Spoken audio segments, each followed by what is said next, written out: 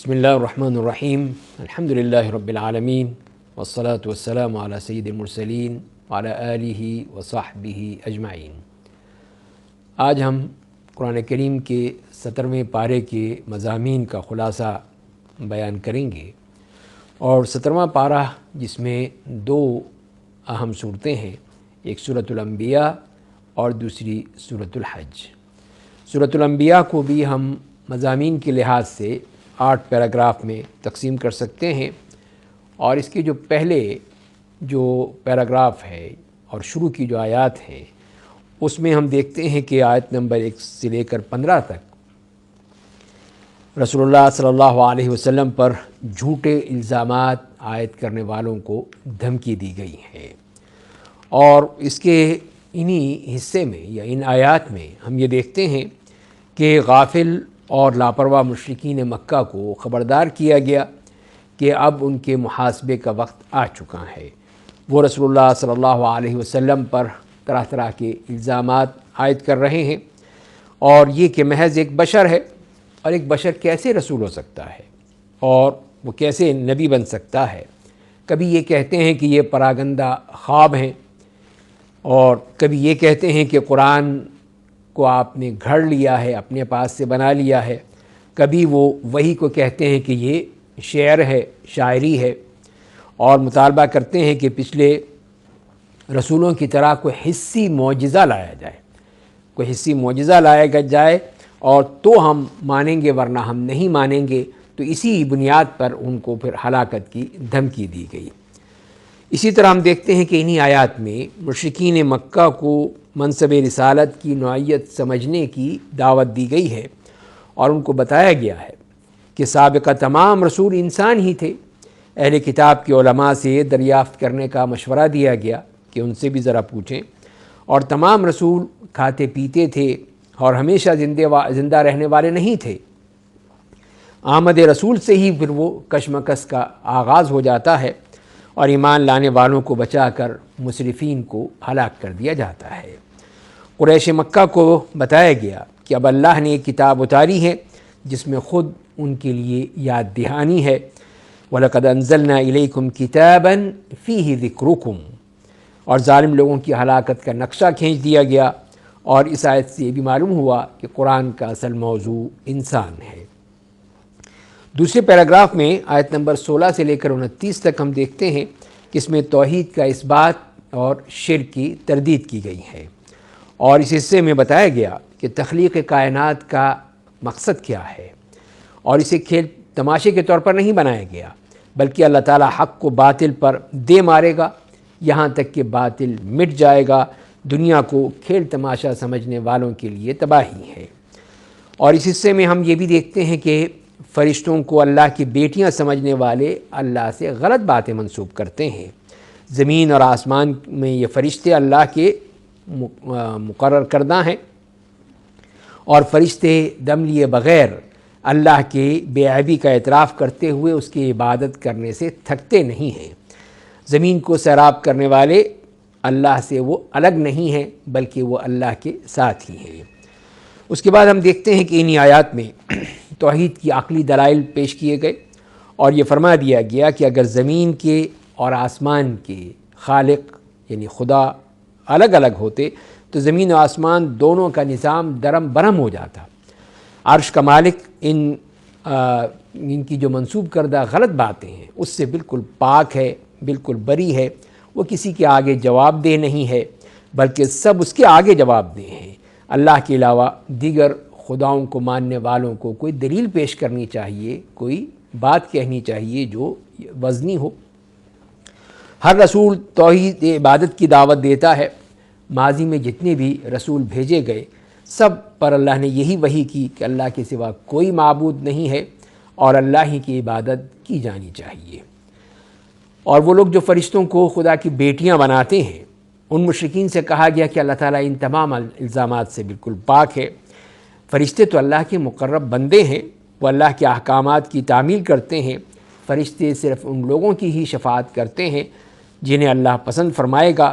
فرشتے اللہ کے خوف سے لرزاں رہتے ہیں، اور جو کہے کہ میں الہ ہوں اسے اللہ تعالیٰ پھر دوزخ میں ڈال دے گا۔ تیسرے پیراگراف میں دیکھتے ہیں آیت نمبر 30 سے لے کر 41 تک توحید کی آفاقی دلائل دیے گئے ہیں، اور جو لوگ رسول اللہ صلی اللہ علیہ وسلم کا مذاق اڑاتے ہیں ان کو دھمکی دی گئی ہے۔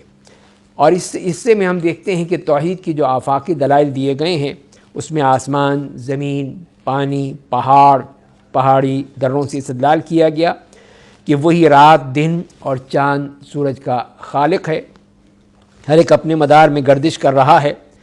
رسولوں کے بارے میں وضاحت کی گئی کہ انہیں لافانی زندگی عطا نہیں کی جاتی، ہر انسان کو موت کا مزہ چکھنا ہے، اور یہ بھی بتایا گیا کہ انسان کو خیر و شر کے امتحان سے آزمایا جا رہا ہے، موت کے بعد اللہ کے ہاں واپسی ہوگی۔ مشرکین پر فرض جرم عائد کی گئی کہ وہ رسول اللہ صلی اللہ علیہ وسلم کو دیکھ کر مذاق اڑاتے ہیں، طنز کرتے ہیں کہ آپ صلی اللہ علیہ وسلم ان کے معبودوں کو برا بھلا کہتے ہیں، اور خود ان کا یہ حال ہے کہ وہ رحمان الرحیم کے ذکر کا بھی انکار کرتے ہیں۔ منکرین قیامت اس وقت پوچھتے ہیں کہ کاش انہیں معلوم ہوتا کہ یہ دوزخ کی آگ ہے، اس سے نہ وہ اپنے چہروں کو بچا سکیں گے اور نہ اپنی پیٹھوں کو، اور نہ ان کی مدد کہیں سے ہو سکے گی۔ قیامت کی آفت اچانک آئے گی اور انہیں حیران کر دے گی، یہ نہ تو اسے رد کر سکیں گے اور نہ ہی انہیں مزید مہلت دی جائے گی۔ رسول اکرم صلی اللہ علیہ وسلم کو تسلی دی گئی کہ پچھلے رسولوں کا بھی مذاق اڑایا جاتا رہا، پھر وہ مذاق اڑانے والے عذاب میں گر گئے، تباہ ہو گئے۔ چوتھے پیراگراف میں آیت نمبر 42 سے 47 تک مشرکین کے خود ساختہ خداؤں کی بے بسی بیان کر کے انہیں تنبیہ کی گئی ہے کہ ان کے دن اب گنے جا چکے ہیں اور اب اقتدار مسلمانوں کو ملے گا۔ تو اس حصے میں مشرکین مکہ سے مجادلہ ہے کہ ان سے سوال کیا گیا کہ کون سے خدا اللہ تعالیٰ کی گرفت سے تمہاری حفاظت کر رہے ہیں؟ کیا کوئی دوسرا خدا ان کو بچا سکتا ہے؟ یہ تو خود اپنی مدد نہیں کر سکتے، اپنی مدد کی استطاعت نہیں رکھتے۔ مشرکین مکہ پر فرض جرم عائد کی گئی کہ یہ موروثی اور خاندانی عمارت پر نازاں ہیں، لیکن اب اسلام پھیل رہا ہے، مشرکین کے لیے زمین تنگ ہوتی جا رہی ہے، یہ بہت دیر تک غالب نہیں رہ سکتے، مسلمانوں کو اقتدار حاصل ہوگا۔ اس کے بعد ہم دیکھتے ہیں کہ 5ویں پیراگراف میں یہ بات ثابت کی گئی کہ تورات اور قرآن دونوں کتابوں کی تعلیمات کی روشنی میں عقیدہ توحید اور عقیدہ آخرت کر لینا چاہیے، اس کو ہی کر لینا وہی اصل چیز ہے۔ تو اس کے بارے میں جو بات بتائی گئی اس میں حضرت موسیٰ، حضرت ہارون کو فرقان یعنی تورات اور روشنی اور یاد دہانی سے نوازا تھا، اور اب ایک بابرکت ذکر یعنی قرآن کریم محمد صلی اللہ علیہ وسلم پر نازل کیا گیا، تو کیا یہ مشرکین اس کا انکار کر دیں گے؟ تقوی رکھنے والے لوگ تو اللہ غیب اور قیامت پر ایمان لا کر اللہ سے ڈرتے ہیں اور پھر خوف قیامت سے لرزاں رہتے ہیں۔ چھٹے پیراگراف میں آیت نمبر 50 سے لے کر 93 تک کئی انبیاء کا ذکر آیا ہے۔ حضرت ابراہیم علیہ السلام کی توحیدی خدمات کا ذکر کیا گیا، اور ان کا عقیدہ توحید کا ذکر تفصیل سے ہمیں ملتا ہے ان آیات میں، اور اس میں ان کے والد نے اور ان کی قوم نے ان سے مناظرہ کیا، اور وہ لوگ جو باپ دادا کی اندھی تقلید میں مبتلا تھے، عقلی دلائل پیش کیے، غور و فکر سے خود کام لیا اور دوسروں کو غور و فکر کی دعوت دی کہ یہ اس پہ غور کریں، یہ کس طرح یہ بت جو ہیں یہ خدا ہو سکتے ہیں کہ تم اللہ کو چھوڑ کر ایسی ہستیوں کی عبادت کرتے ہو جو فائدہ اور نقصان کا اختیار نہیں رکھتے۔ عزیمت اور جرأت سے کام لیا، بتوں کو پاش کر دیا، تو اس کے نتیجے میں آگ میں جھونکے گئے، اللہ نے انہیں بچا لیا، مشرکین کی سازشیں ناکام ہوئیں اور حضرت لوط کے ساتھ ارض مقدس کی طرف ہجرت کی۔ اور اس طرح ہم دیکھتے ہیں کہ یہ اللہ کے دعوت کے لیے، اللہ کے کام کے لیے کس طرح ان آزمائشوں سے گزر کر اس مقام تک پہنچے جہاں انہیں انعامات سے نوازا کیا۔ دیگر انبیاء میں دیکھتے ہیں کہ جس میں حضرت لوط علیہ السلام، ان کی قوم جو کہ خبائث میں مبتلا تھی، حضرت نوح علیہ السلام کے بارے میں جو مسلسل اپنی قوم کو دعوت دین دیتے رہے، حضرت داؤد اور حضرت سلیمان علیہ السلام جو ان کو علم و حکم کی نعمتیں دی گئیں، حضرت داؤد کو خوش الہانی عطا کی گئی جو پہاڑ اور پرندے بھی ان کے ساتھ ہم نوا ہو جاتے تھے، حضرت سلیمان علیہ السلام کے لیے ہواؤں کو مسخر کر دیا، جنات کو ان کے تابع کر دیا، حضرت ایوب کو تکلیف سے نجات دی، حضرت اسماعیل، حضرت ادریس، حضرت ذوالکفل، ان کی صبر و استقامت اور نیک چلنی کے سبب ان کو اپنی رحمت میں داخل کیا۔ مچھلی والے حضرت یونس علیہ السلام کو اس اندھیرے سے نجات دی، لا الہ الا انت سبحانک انی کنت من الظالمین کہہ کر انہوں نے اپنے رب کو پکارا۔ حضرت زکریا علیہ السلام کی دعا قبول فرما کر بڑھاپے میں حضرت یحییٰ علیہ السلام جیسا بیٹا عطا فرمایا، اور اس کے بعد پھر اللہ تعالیٰ نے حضرت مریم جیسی پاک دامن خاتون کو حضرت عیسیٰ جیسا بیٹا عطا فرمایا۔ تو حاصل کلام یہ ہے کہ تمام پیغمبر بشر تھے، یہ خدا نہیں ہو سکتے، لغزشوں اور توبہ پر تو اپنی توبہ اور استغفار کرتے ہیں، صابر و شاکر ہوتے ہیں، توحید کی دعوت کو عام کرنے کے لیے جرأت و عزیمت سے کام لیتے ہوئے قوم کی مخالفتوں کا سامنا کرتے ہیں، ان کا اللہ تعالیٰ سے تعلق بہت مضبوط ہوتا ہے۔ رسول اللہ صلی اللہ علیہ وسلم اس سلسلے کی آخری کڑی ہیں، ان پر اعتراضات اور الزامات کے بجائے ان کی قدر و منزلت کو پہچاننے کی کوشش کی جائے۔ اور اس حصے کے آخر میں بتایا گیا کہ ان تمام انبیاء کی امت ایک امت ہے، ان ہذہ امتکم امۃ واحدہ، ان سب کا خدا بھی ایک، ان کی اسی کی عبادت کی جانی چاہیے۔ لیکن بعد میں لوگوں نے دین کے ٹکڑے ٹکڑے کر دیے۔ جو شخص ایمان کے ساتھ نیک کوششیں کرے گا اس کی محنت بیکار نہیں جائے گی۔ اور پھر 7ویں پیراگراف میں اہل شرک اور اہل توحید کا انجام بتایا گیا۔ تو اہل شرک کا انجام بتا دیا گیا کہ یہ ضدی لوگ عذاب الہی سے پہلے رجوع نہیں کرتے، قیامت سے پہلے یاجوج و ماجوج کو کھول دیا جائے گا اور وہ قیامت کی علامت کے طور پر ظاہر ہو جائیں گے، اور اس وقت یہ کافر پچھتائیں گے۔ مشرکین سے یہ کہا گیا کہ وہ بھی اور ان کے بت بھی، ان کے وہ لیڈر جو خدائی میں ان کے ساتھ شریک تھے، تو وہ سب کے سب حصب جہنم یعنی جہنم کا ایندھن بن جائیں گے، دوزخ میں اس طرح چلائیں گے کہ کوئی فریاد سن نہیں سکے گا، نہ کوئی سننے والا ہوگا۔ اہل توحید کا انجام تو نیک لوگ جہنم سے دور رکھے جائیں گے، اس کی آہٹ بھی نہیں سنیں گے، دل پسند عیش میں ہوں گے، ان پر گھبراہٹ طاری نہ ہوگی، فرشتے ان کا خیر مقدم کریں گے۔ اور پھر قیامت کی عقلی دلیل پیش کی گئی کہ جس نے تخلیق کا آغاز کیا تھا وہی اللہ تعالیٰ اعادہ بھی کرے گا، دوبارہ پیدا کر سکتا ہے، قیامت آ کر رہے گی، کما بدأنا اول خلق نعید۔ اور پھر اس صورت کے آخر میں یہ بتایا گیا، مسلمانوں کو خوشخبری دی گئی کہ انہیں زمین میں اقتدار حاصل ہوگا۔ بشارت زبور میں لکھ دی گئی تھی، ان الارض یرثها عبادی الصالحون۔ مشرکین مکہ کو بتایا گیا کہ اب آخری پیغمبر حضرت محمد صلی اللہ علیہ وسلم کی قدر پہچانے، آپ سلسلہ رسالت کی آخری کڑی ہیں اور تمام اہل عالم کے لیے رحمت بنا کر بھیجے گئے ہیں، وما ارسلناک الا رحمتا للعالمین۔ اور ان کے بعد پھر اب قیامت کا ہی انتظار کیا جا سکتا ہے۔ اور آخری آیت میں توحید و شرک کی کشمکش کے ماحول میں رسول اللہ صلی اللہ علیہ وسلم کی دعا نقل کی گئی ہے کہ اے میرے رب حق کے ساتھ فیصلہ کر دے، مشرکین مکہ کے خود ساختہ شرک پر ہم اپنے رحمان رب ہی سے مدد طلب کرتے ہیں، رب احکم بالحق وربنا الرحمن المستعان علی ما تصفون۔ تو یہاں یہ سورہ انبیاء مکمل ہوتی ہے۔ اسی پارے میں دوسری صورت ہے سورۃ الحج، اور سورۃ الحج کو بھی ہم 6 پیراگراف میں تقسیم کر سکتے ہیں۔ اس میں جو پہلا پیراگراف ہے آیت نمبر 1 سے لے کر 24 تک، اس میں منکرین توحید و قیامت اور آخرت سے مجادلہ ہے کہ وہ بلا دلیل بحث و تکرار میں مبتلا ہیں۔ سب سے پہلے مناظر قیامت کی ہولناکی سے قریش مکہ کو ڈرایا گیا، اور دوسرے کہ وہ منکر آخرت بھی ہیں تو اس کے لیے بھی دلائل تخلیق اور دلائل خزاں و بہار کے ذریعے ان پر اتمام حجت کی گئی۔ اور تیسری بات کہ مشرکین کنارے پر رہ رہے ہیں اور اللہ کی جزوی عبادت کرتے ہیں، اور اللہ تعالیٰ کی دعا میں بھی شرک کے مرتکب ہیں، ان کے خدا اور ان کے رفیق بدترین سرپرست اور بدترین ساتھی ہیں، اور آفاقی دلیلوں سے شرک کا رد اور توحید کا اثبات کیا گیا۔ 2 مخالف گروہوں خصمان یعنی مشرکین اور مسلمانوں کا مختلف کردار اور ان کا انجام واضح کر دیا گیا۔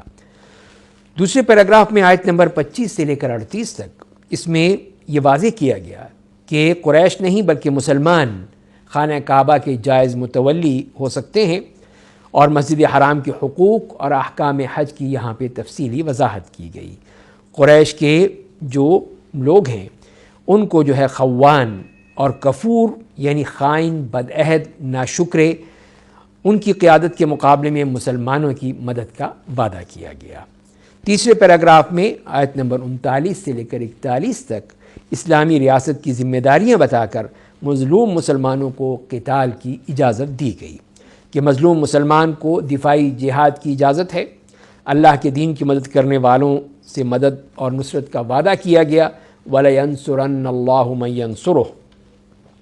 جہاد کا مقصد اسلامی ریاست کا قیام اور اسلامی ریاست کے 4 اہم ترین بنیادی فرائض گنوا دیے گئے: نماز کا قیام، اہتمام زکوٰۃ، امر بالمعروف اور نہی عن المنکر۔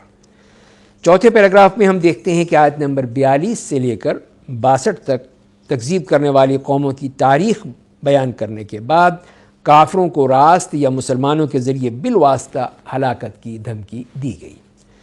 تو اس میں اللہ تعالیٰ کے 2 قوانین کی وضاحت کر دی گئی کہ پہلا قانون تو یہ ہے کہ اللہ تعالیٰ ظالم قوموں کو مہلت دیتا ہے، عذاب کو مؤخر کر دیتا ہے، فوراً سزا نہیں دیتا۔ اس قانون کی وضاحت کے لیے املیتو کا لفظ استعمال کیا گیا کہ میں نے مہلت دی، اور دوسرا قانون یہ ہے کہ وہ مہلت کی مدت گزر جانے کے بعد پھر پکڑ لیتا ہے، اور اس کے لیے پھر اخذتو کا لفظ استعمال کیا کہ میں نے ان کو پکڑ لیا۔ ایمان لانے والوں سے مغفرت اور رزق کریم کا وعدہ اور کافروں سے دوزخ کا وعدہ کیا گیا۔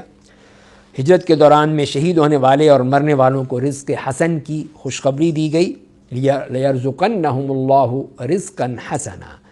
دلائل کے ذریعے مشرکین پر واضح کیا گیا کہ اللہ کے علاوہ کسی اور سے دعا کرنا باطل ہے، غلط ہے۔